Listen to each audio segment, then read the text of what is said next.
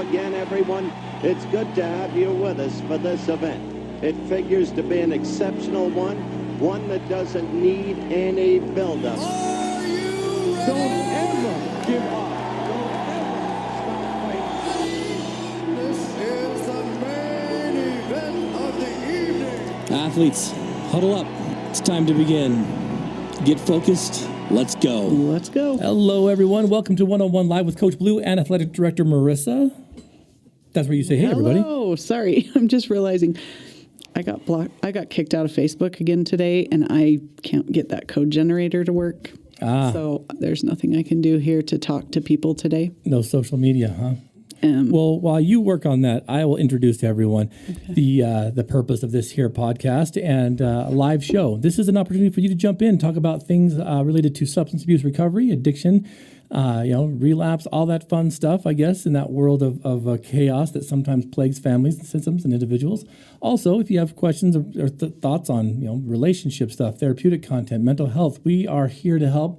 And today's gonna be no different as we jump into this podcast and a live show. We're gonna talk a little bit about a new law in Utah that has the audacity to restrict addictive behavior. So we'll talk about that in a minute. But first, I want to give a shout out and thanks to everyone so far who's been registering for our upcoming events. We've got two awesome events, Marissa: the No One Left Behind and our proxy run. Proxy run. So No One Left Behind Team Half Marathon is June 17th.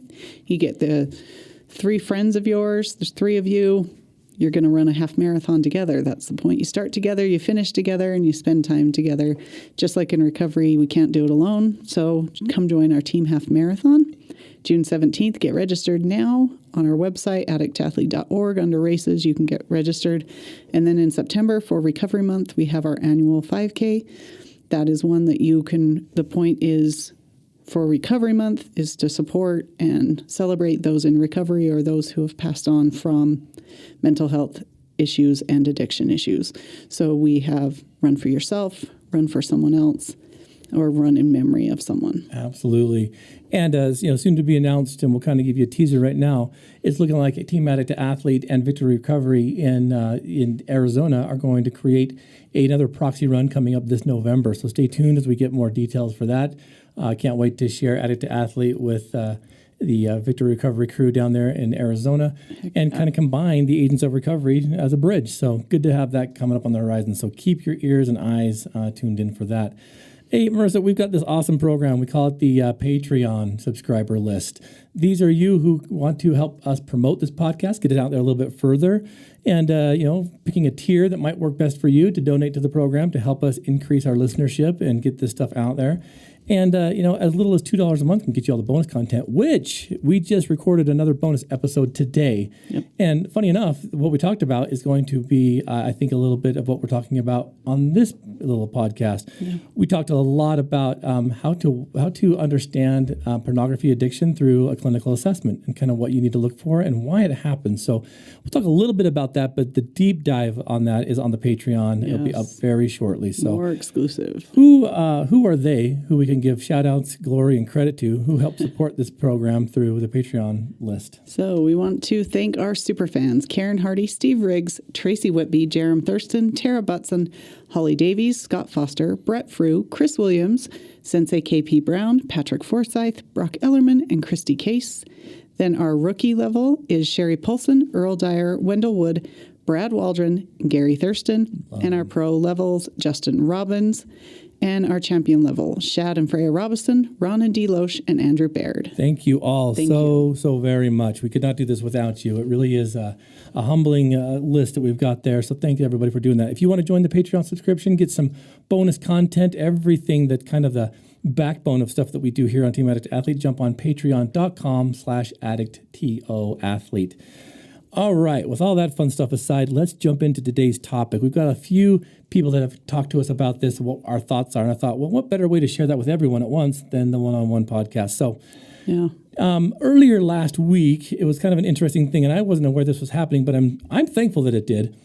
Here in the state of Utah, among other states I know have done this, Utah has officially blocked Pornhub users for an age restrictive law that they put into place. Yeah. And what this basically means is that Pornhub, it's one of the leading pornography sites. I mean, there's probably a bazillion of them out there, has blocked access from users in Utah that wish to view their content.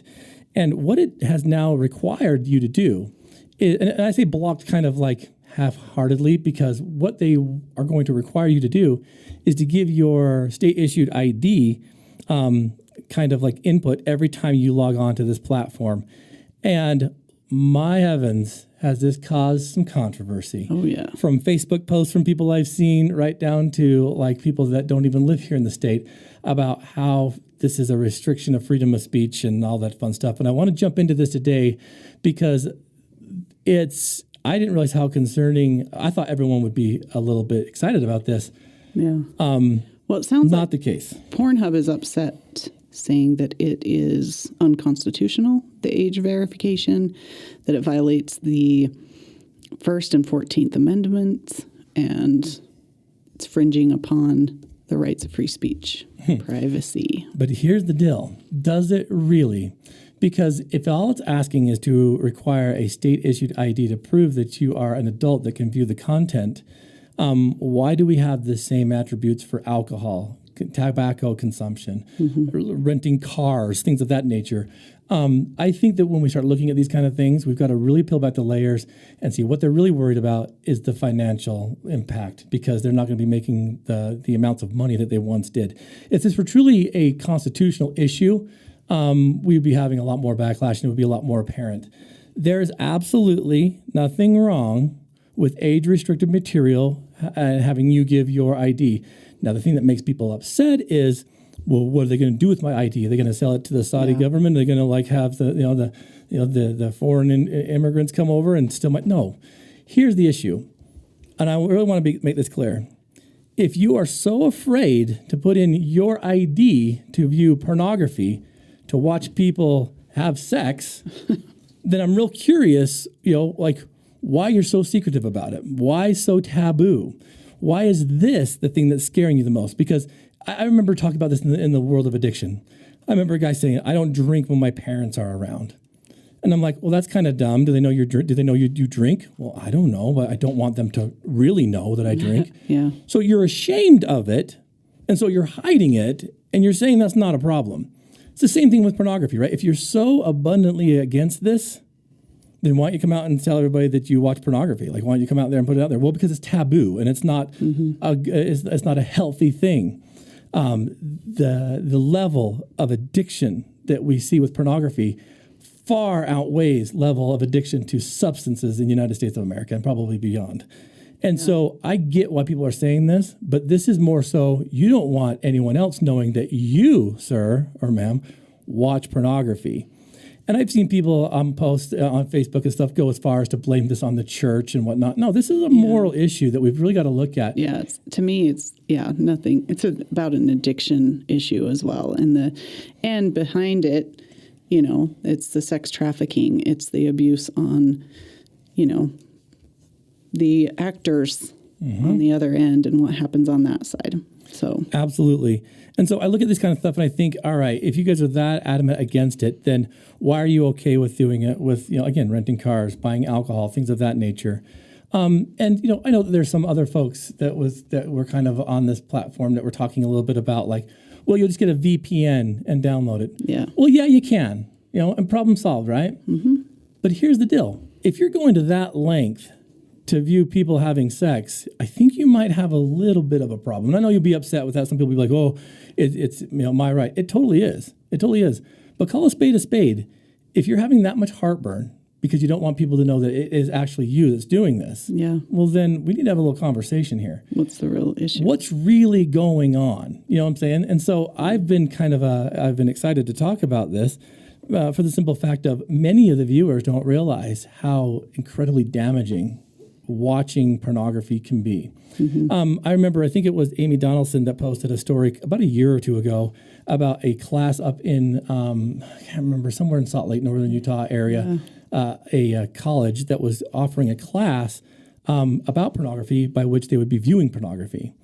And I'm thinking, that is the dumbest thing you could ever teach. Because although you're trying to do it in an academic like environment, Safe place. those images last forever in the mind too. And I'm not trying to be holier than thou or whatnot, but what it physically does to the brain is just as devastating as heroin. Yeah. And I don't think people realize that. They think, oh, it's free love. It's, no restrictions. It should be, careless and worry free. It's a huge issue. It's a moral issue. It's a individual issue. It's such a stain on society because it goes right to the core of what makes human relationships even palatable. Does that make sense? And it's trying to normalize things that are abnormal, because most of the porn industry is abnormal. The presentation, everything, execution, everything. And so it creates something that's unrealistic, same as substance use, right? You get your dopamine dump, and it's an unrealistic dump that you get, and things that you can't get naturally. So absolutely. Same concept. Well, and this is the thing too, is, thank heavens I've never struggled with this issue. And I would say a majority of that is because we have open dialogue about this topic. We have children that we talk this about. Marissa and I talk about this as husband and wife. Yeah. And one of the things, because male dominance over the porn industry is very apparent. The male brain is wired such that kind of visual aspect is kind of what leads the male brain to it as well. And so dominantly, it's a more male issue than it is female, but females still can fall victim to it. It's not that it's a male gender only. But the interesting factors of some of this stuff is, for me, is the foolproof, techniques or things we've done to make sure that doesn't happen. Like, I love the fact that our phones are on the cloud, and so that everything, if I download something, it's going everywhere. Yeah. That would be kind of embarrassing. That you have access to the phone, to the internet, to all this, that like we see that meme, an empty browser is just as guilty as a full one, right? Yeah. And so, it's helped me kind of keep that mindset of, if I'm feeling this way, I need to talk about it. And so seeing the devastation that comes from it has also been a deterrent for me, because I sit in sessions with people quite a bit as an ecclesiastical leader, as a therapist, that hears the devastating ramifications of this stuff. And so, again, if you are bold enough to want to kick against this, you're bold enough to put your ID in there and to go, because it's still available. You can get on it right now and do it if you'd like. Yeah, just gives. But that one step of deterrent. It's funny that people want to do this in secret rather than just being okay with it in an environment by which we all want to be as open as accepting as we can be. It's funny that little thing is what's causing most heartburn. And I know what they'll say, listeners. What they'll say is that I don't want to put my license, my contact information on this website. Well, that means you don't trust the website very much, which should be a concern, because you do it for Amazon, you do it for watching all these other things. Absolutely. You do it for Netflix, you do it for all these other things.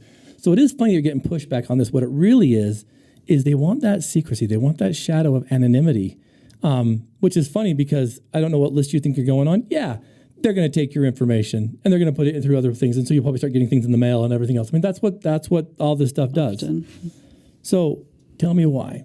Tell me why you want to go that way anyway. I don't know. I think it's interesting. Yeah, I just found a quote that I like, talking about, the porn industry. Is it safe industry? What's going on really behind the scenes? Let me see. Anyway, many people often look and say that the women that are starring in the film are consenting, so it's all fine. But this legal scholar, Catherine McKinnon, said, they usually consent only in a degraded and demented sense of the word, in which a person who despairs at stopping what is happening, sees no escape, has no real alternative, was often sexually abused before as a child, may be addicted to drugs, is hopeless, is often trying to avoid being beaten or killed, is almost always economically desperate, acquiesces in being sexually abused for payment.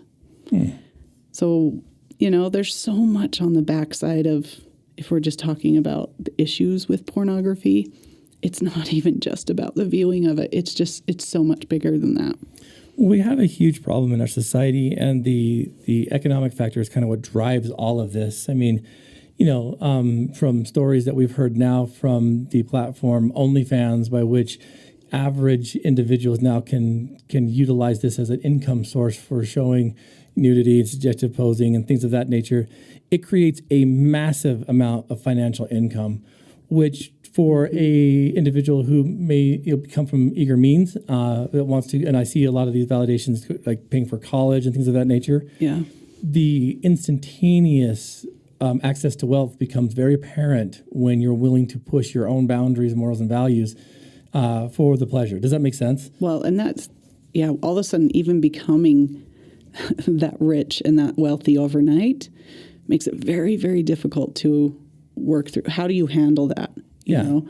I mean, we've worked with many, many kids, adults who have been overnight in money or born into money. And man, it causes issues. It does. It causes problems. And my thing is, too, is that you are all adults, hopefully, out there that's kind of having heartburn over this.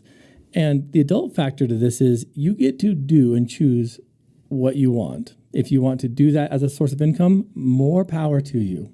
That is your avenue. That's your lane you want to be in. That's totally fine. Like I want everyone to know that I don't want to limit choice on how people do this. If that is what you truly want, or you put yourself into that position, then that's okay. That's fine. That's your right as a human being to be able to choose to be educated about your path. Things. Yeah. Yes. And for instance, like the instance here in Utah, I'm all about doing things that can deter, and it won't eliminate, but deter access to those harmful things. Give some kind of border boundary. Because that may be a little bit of a buffer that's like, I don't want to push this all the way. Now, for those of you that truly want it, it's not going to be a problem for you. You'll be like, here's my license. Go ahead, photocopy it, scan it, do whatever you want. You can get that. I don't know what information they want. I haven't jumped on there to see because I don't have any interest in it. But I know that what we're talking about really, truly isn't the handing over of the ID. It's something deeper than that. You know what I'm saying? Mm-hmm. Like there's more issue to it. I think it's the veil of secrecy because it's an embarrassing, taboo topic and situation. Yeah, it becomes shameful. Absolutely. There are some relationships by which I'm sure that could be something that both husband and wife enjoy. And what goes on in your own home is up to 100% you. 100% you. Yeah. I don't think there should be restrictions on that kind of stuff because obviously that's husband and wife. But the restrictions of and saying that it's against freedom of speech, we got to be careful with that because you start pushing those buttons. There's a lot more other devastating things that we know could be very harmful that you wouldn't want. Yeah. If we do those kind of things. So simply saying we want an ID check is not a constitutional like violation. It's just not. I know that it's going to financially impact the corporation, and I think that's what this is more about. There was a video I saw of an adult porn star who was talking a little bit about why it's not beneficial and why she doesn't think that it's going to work. Mm-hmm. And it's because that's your industry. I mean, that's of course you're going to say that. They're giving no like composing thoughts on what to do. Then they're saying like, we'll design a phone that restricts it. That only has. I hate to tell you, all minors are restricted from everything. It's the same thing. All right. I mean, anywhere you go at, there's going to be this word restriction. And so, it's got to start somewhere. It would be interesting to see like those on the other side, because I think the one that you were reading in Rolling Stone magazine was talking a little bit about the fact that, young kids would still access it because they simply would download a VPN. Yeah. One of the porn stars is saying, the idea of teenage boys watching me makes me want to vomit. And I don't believe that. I know my colleagues share the same sentiment, but she believes that youth are much more tech savvy and can work around it and get the VPN and be able to watch, and it will keep the adult men away from logging in and watching, which is who they want their audience to be. I'm calling crap on that. I don't believe that. I don't think that when it goes out, they're worried about, the young ones watching it because, you go look at statistics, it's youth in the teens that view more than anything. And I get it. I get that that's a great statement to make, but I don't believe that. The alternatives with the alternate phones and things of that nature, it's just not going to happen. I think, when we boil it down to it's parental involvement in families. But that's not a fun, sexy thing to talk about either because that's difficult because no one's willing to do that part. Because 100%. That's too hard. So we want to put in barriers to it, and then we want to complain about the barriers that are in place. I've seen far more relationships that have ended and have been put on like very turbulent skies because of pornography than I have that have used it as a catalyst for the relationship. I know several that have attempted to use it as a catalyst to the relationship, and it's ended very devastatingly because, again, we're talking about real life intimacy. And in the Patreon episode that I released, that we're releasing today, I go into great detail about being able to understand and access and understand through assessments that we take in a clinical approach on how to look at, diagnose, and then categorize what level. And there were a few things that I kind of remembered that I'm like, oh yeah, this is kind of important. These addictions that kind of come into place. You look at like how do we become addicted? You really fall into three categories, okay? And I thought this was kind of an interesting, thought process. But there's the trauma-induced addiction, which obviously comes from childhood trauma, whether it's sexual abuse, physical abuse, emotional abuse, right? Yeah, that's one we see most often, right? But then there's the attachment type of addiction, where if it's attachment, that means that growing up we never had secure attachments, and this is what we typically see in pornography. Looking for a connection, looking for some kind of connection, and so when a individual pursues pornography as an attachment, pornography never leaves them. It's always there, readily available, and they're just ready to use it. So then when a real life breathing person comes in, they know that the potential of loss for that person is greatly high because they've had it in the past. And so why would I fully emotionally engage and attach to this person when if they find out who I am, what I do, the authentic parts of me, they're going to leave, right? Yeah. And then there's the opportunistic induced addiction, which is it's so readily available, why not? Right? It's on every computer, it's on every screen, it's on every movie. And so when you look at the opportunity, the attachment, and the trauma, very few people go in there for the recreation. That's not even a category of addiction. So I'm like, all right, what are we really doing here? Like society. I mean, society in and of itself is starting to consume its own self, which is kind of a sad thing. Yeah. And it's funny that something as small as like, let's verify to make sure you're appropriate age has caused this much heartburn. Yeah, I've just jumping back to that connection. I read a study the other day about what is one of the single most factors in soaring divorce rates, and it is disconnection. They were saying, oftentimes people believe that it's communication because people say, "Oh, I grew apart." The problem's hasn't been about communication; it's about disconnection. They are not disconnected because they have poor communication. They have poor communication because they are disconnected. So instead of focusing specifically on communication, to improve marriage is looking at prioritizing your connection. And so, to me, that's such a key in what you're saying here too, that one of the leads to porn addiction is that connection, right? It doesn't have to do with the communication. It's feeling connected and feeling connected with other people. And so, if it's something that you're struggling with in your marriage, let's look at how you can do deeper connection like we talk about. And there's intimacy beyond physical stuff that you can connect with. And if you're a person personally that's struggling with addiction, with porn, how can you connect with other people? Yeah. It's got to be improved on to be able to let go of some of that if that's something you're struggling with.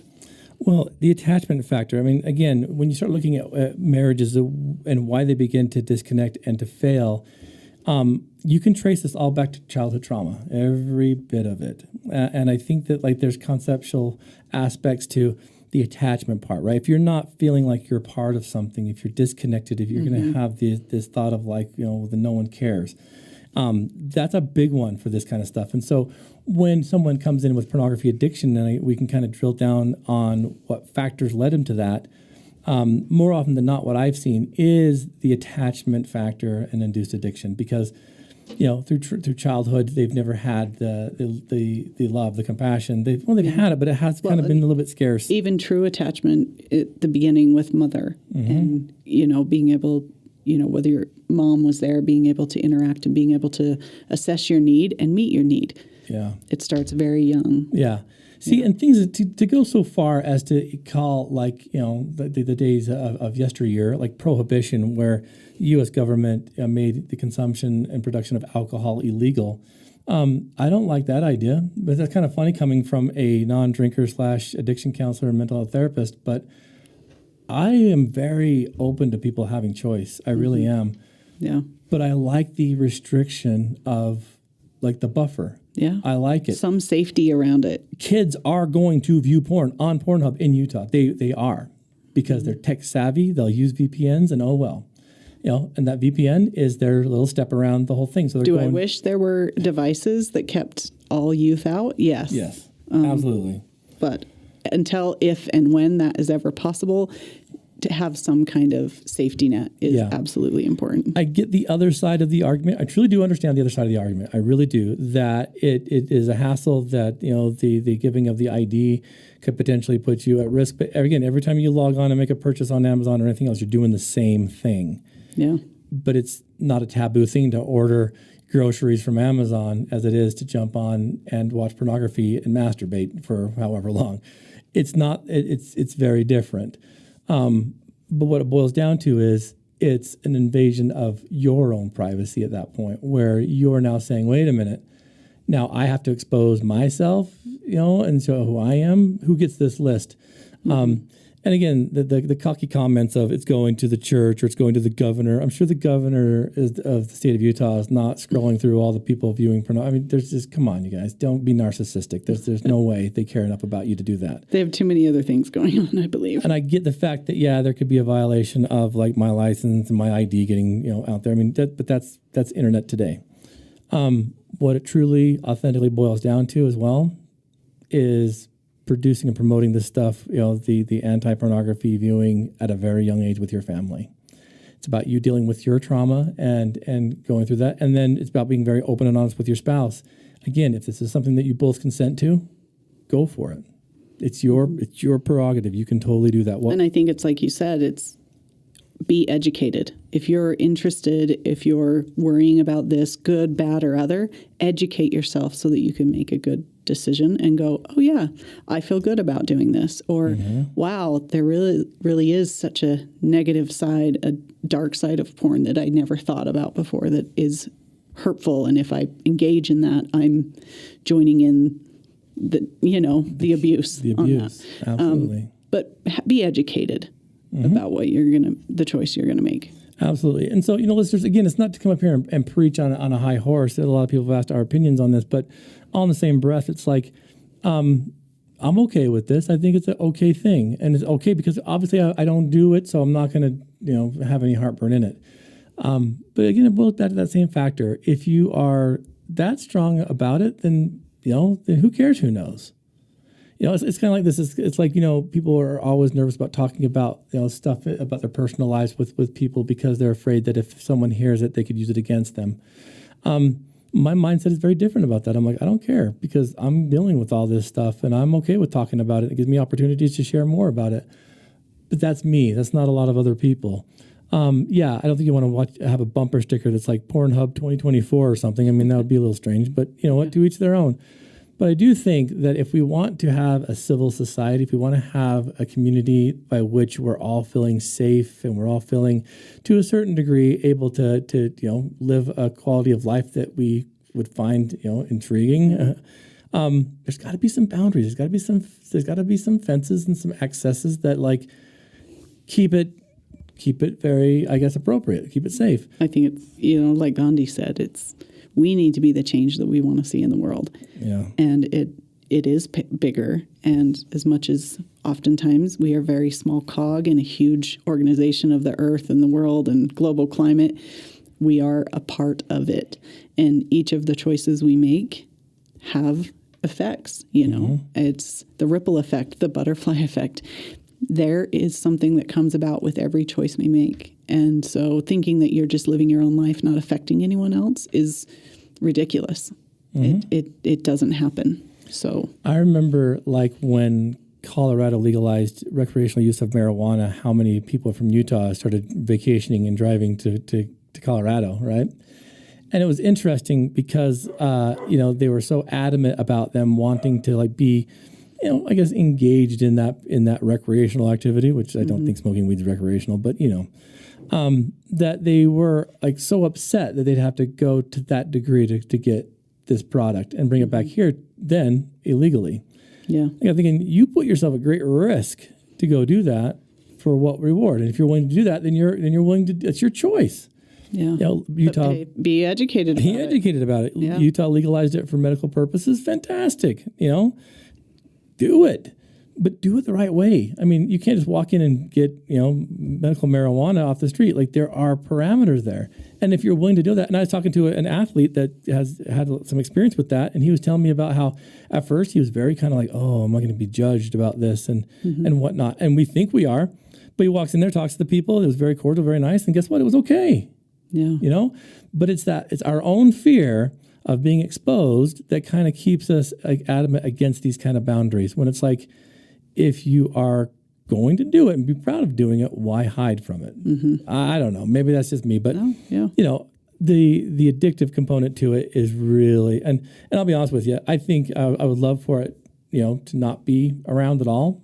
Yeah. But, like Gandhi said, I got to be the change that I want to see. And I'm certainly not condemning anyone who wishes to view it.